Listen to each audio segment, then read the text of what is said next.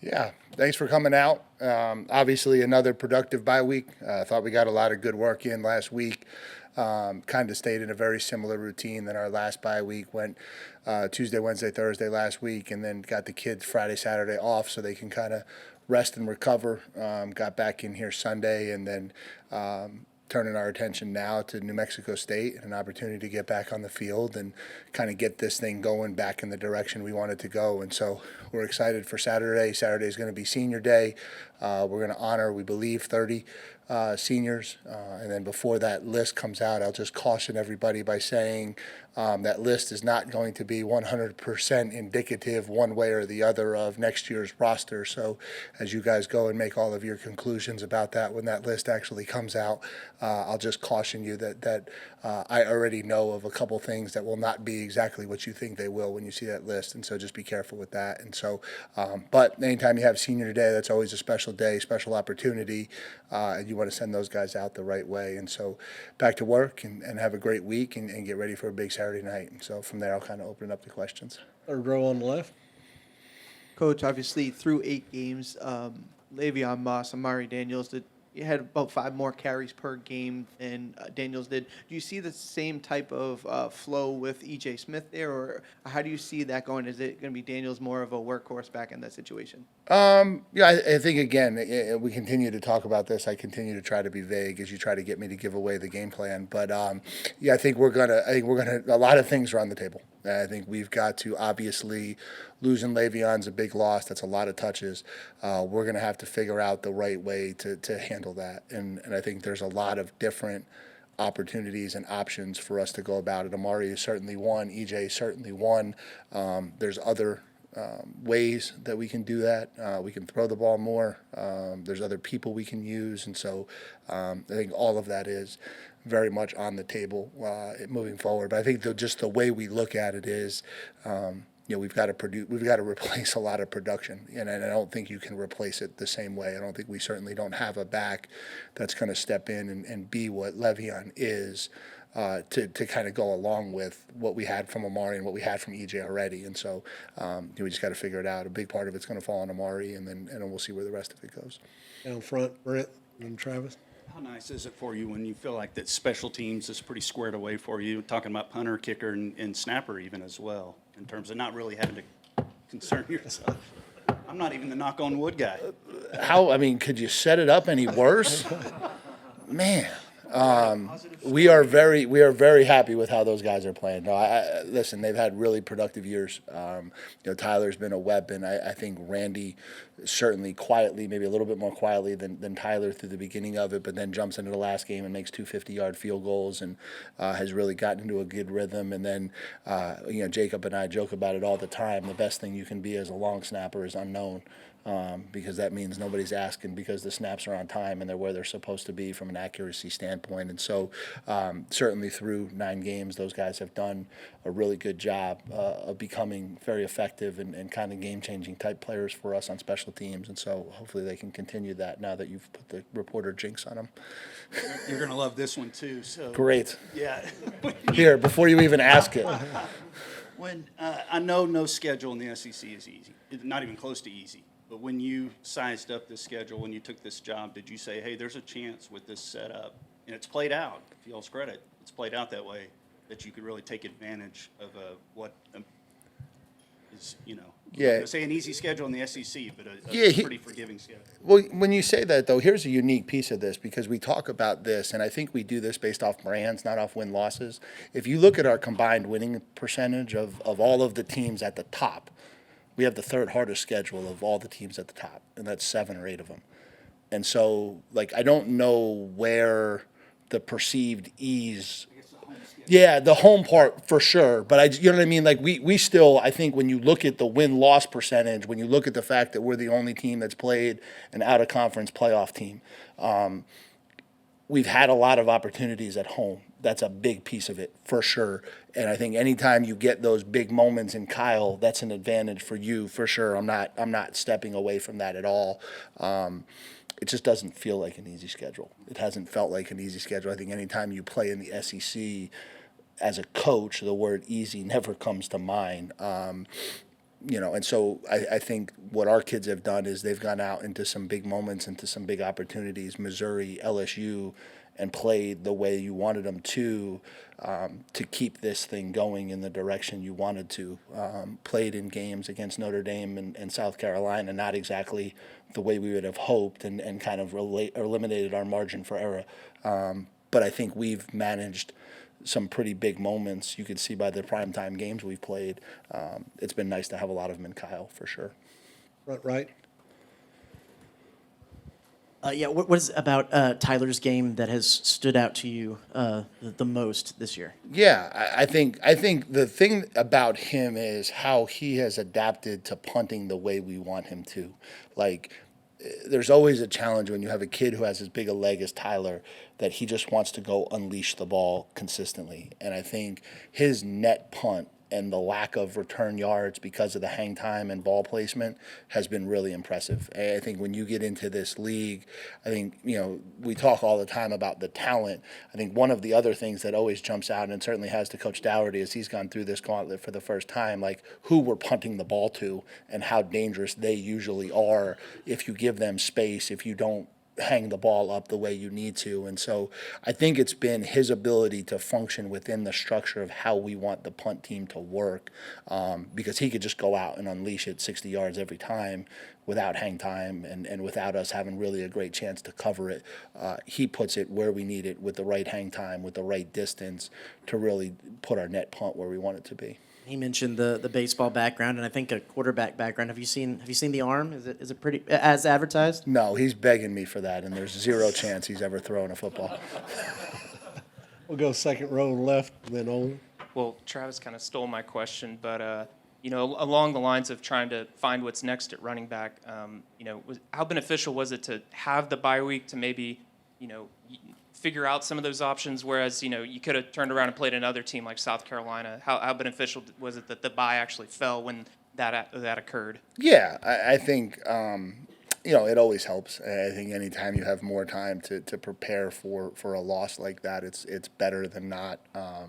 Again, I wish it was enough time to heal. Unfortunately, it's not, and it's not going to be. But we'll have a plan. I'm confident in our offense. I'm confident in Colin. I'm confident in what we're doing. And, we got to score points. Everybody knows that's what we have to do, and so we'll find a way to do it.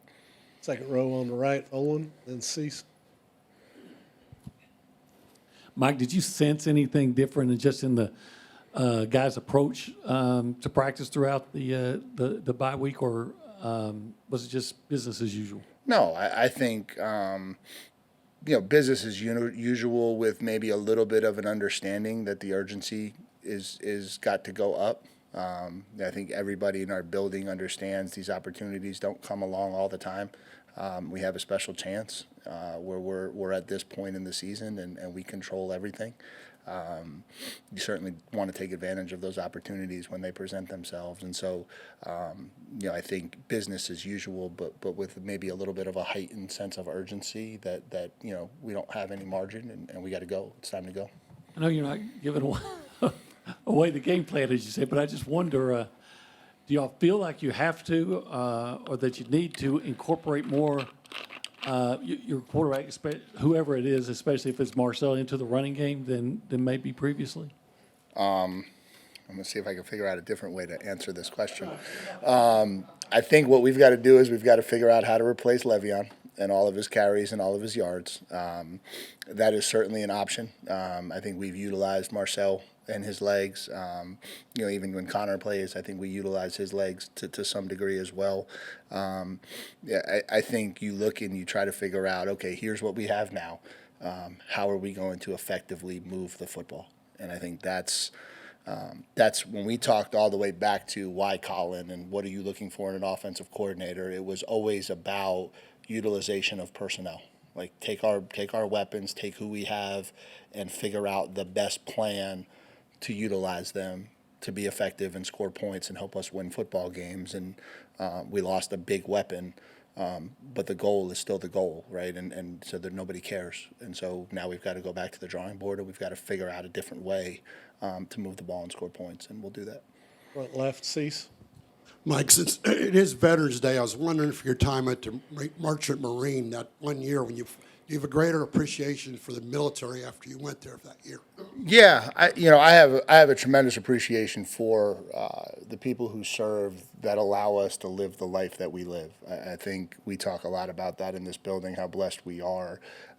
We get to spend our lives in a game, chasing our dreams. Our students are very blessed, our student athletes, for what they get to do, what they have. Certainly the Merchant Marine Academy at a very young age played a role in that, but I just think it's just part of that humility we want in our program, to understand some of those big picture things like that. And so, when you have opportunities to talk about it, we certainly try to take advantage of them. Go back to the right, Chip. Mike, you alluded to this a little bit last week, but coming off a game in which you didn't tackle very well versus this time of year where there's lots of bumps and bruises, you don't want to injure people in practice. How do you walk that line? Yeah, I think a lot of how it's funny. A lot of how you tackle is body position, approach, footwork. This is really the first time in a long time I've seen the contact point let me down as much as it did in that game. And so I think you do some creative things to reemphasize target. You can't go out there and do Oklahoma drills. That's not the best approach in week 11, but I think you certainly find ways to reemphasize target in indie work, in drill work, in isolated situations, so that the approach stays the same, the body control gets a little bit better, and then the target area on the finish needs to improve tremendously in order for us to successfully get people on the ground. And so I think it's just maybe a refocus and a reemphasis of some of those base fundamentals that you really want to harp to make sure that you get that improved and fixed. Fourth row on the left, Rob. Howdy, Coach. Howdy. So you spend most of your waking hours preparing.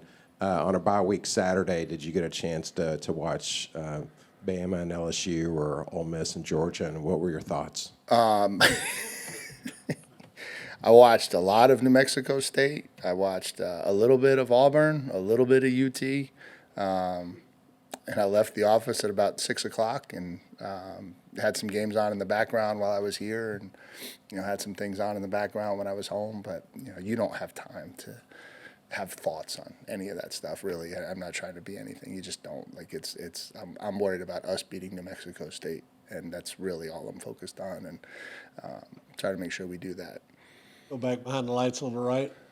Coach, just talking about the increased urgency as the season winds down, how do you kind of ratchet up the intensity while also maintaining, I guess, sort of the process-oriented thinking to where, to use a baseball analogy, you want to kind of go about your at-bats the same, whether it's the bottom of the ninth or in the fifth or whatever? Yeah, I think it's a little bit like how we talk about big games, right? Like there's a process that allows for success, and you have to understand what that process is, and you got to stay true to that process at all times. But there's also an understanding that this is a little bit different, right? And how you control your emotions through that, how you control your energy through that, how you just emphasize how special the opportunity is that we have in front of us, and we want to take advantage of it. And I think all of that drives the daily preparation to be higher, the daily routine, the daily performance to be higher is what you're trying to get accomplished. And I think if the kids can understand, okay, I've got to elevate within this process and push it to the limit within this process, I think that's what you're looking for. I think that's what, you mentioned baseball, bottom of the ninth, game-winning at bat, that at bat feels different. You have to be aware of it, and then how you enhance your process, the breathing, the fundamentals, the mechanics to function in that moment, right? I think that's what you're trying to get accomplished. Stay back behind the lights, Tyler. Mike, is Jaylen Henderson, is he kind of still hurt, or would he be available in a game like this? He is still hurt. We're hopeful that we get him back here soon, but as of right now, he's still injured. And then New Mexico State, just from what you've been watching, kind of what do they do well? What kind of potential problems could they present on Saturday? Yeah, offensively, they've got quite a few talented skill kids. They got two running backs who are really talented. Seth McGowan's a Texas kid who signed at Oklahoma out of high school and has wound up at New Mexico State. He's a really, really talented back. The other back, number 4, is a really talented back. He runs really physical and really hard. They've been over 200 yards the last half of the season, it feels like. I think they're trying to find their way at quarterback, but they've got 2 really talented wide receivers, one in the slot, one in the outside, and both of those kids have the ability to make plays. And so I think that part of it is a challenge. Defensively, they're very multiple. They get in and out of 3 down, 4 down. They play a lot of different coverages, and so they're going to challenge us to identify fronts, identify pictures, and make sure that we're operating at the level we need to operate. Staying back behind the lights, Donna. Coach, you've been with Coach Dougherty. He's been with you for a few years. Just when it comes to special teams, not everybody hires a special teams coordinator. What specifically about him has made him so successful? Just seems like everywhere he's been. Yeah, I think it started. That was what we noticed when we hired him, and so as we were kind of going through the process at Duke and looking for guys, he was a guy that came extremely well recommended and had so much success at Ball State with his special teams units. And then, ironically, we did his interview. I was bedridden with COVID here in College Station while he was in Durham. So we interviewed via Zoom to get him the job at Duke, just in an ironic twist of fate. But he just was really impressive with his command of fundamentals, what he wanted schematically, how he had a lot of different options and how he was going to attack things. Thought we were really multiple in our punt scheme, thought we were really multiple in how we come after punt block. And so just was really impressed with that. And then I thought he had a really good for a guy who I think probably always envisioned himself as being a defensive linebacker coach, probably had a really good feel for the fundamentals of snapping, kicking, and holding, or snapping, kicking, and punting. And so when you combined all of that together with kind of that same blue collar grit that I think you guys have figured out that I like a lot in our program, kind of made it the right fit for us. To the left, third row, Tyler. Kind of building off of Rob's question, when you go 2 weeks without playing in an SEC game, do you feel like you have to keep up with the standings and see how maybe that impacts y'all's postseason chances? Nope. It's the beauty of the SEC. If we win, we'll be in. If we don't, we won't. It's a real simple recipe for us in this league. Apologies, Luke. Carter, you'll wrap us up. Mike, what's contributed to Randy Bond's improvement this year, and has he maybe changed the analytics of when he's so reliable, what weapon can that be for you guys? Yeah, I think, he's always had the leg strength. I think he's gotten a little bit more consistency with his timing and his rhythm and his approach, which I think has helped the accuracy and to some degree the snap to kick timing. And so I think last year, like when we evaluated last year, it was, okay, we've got this kid with a really big leg. He's got a little bit of accuracy, and then it just seems like the snap to kick timing is inconsistent, and we've had some blocked in some big moments because the operation hasn't been what you wanted it to be. And so we were confident that with some tweaks it would get to a really high level, and to his credit, it has, and aside from, 2 kicks late in the Florida game, he's been spot on and money for us all year, and so it's been great to see. And then as far as it changes the analytics, when you have confidence in him, you talk about all those book decisions, the us sending him out for the 52-yarder was completely against the book, but you have confidence that, okay, whatever percentage they think this is, we think it's a little bit higher because of the confidence that we have in him. And so you feel good trotting him out in those opportunities to make those kicks. And senior day, just how special is it to see some guys that you recruited back when you were the defensive coordinator here, be honored on that senior day? Yeah, senior day is so unique nowadays because it's there's such a wide variety, but there's going to be kids who are walk-ons who spent 4 years in this program that were a kid like Blake Boast, who was the scout team quarterback for me as a defensive coordinator, the kid like that, all the way to Shamar Turner, who played as a true freshman and is now finishing his career, and so there's so many stories in each one of those kids. And so it's a cool day, it's a cool opportunity. We'll bring those guys out with their families to midfield, and I just think it's we want to make that a really special day for our program, which usually means we got to win in order for us to remember it the right way. All right, Coach, thanks for your time. Yep, thanks, guys.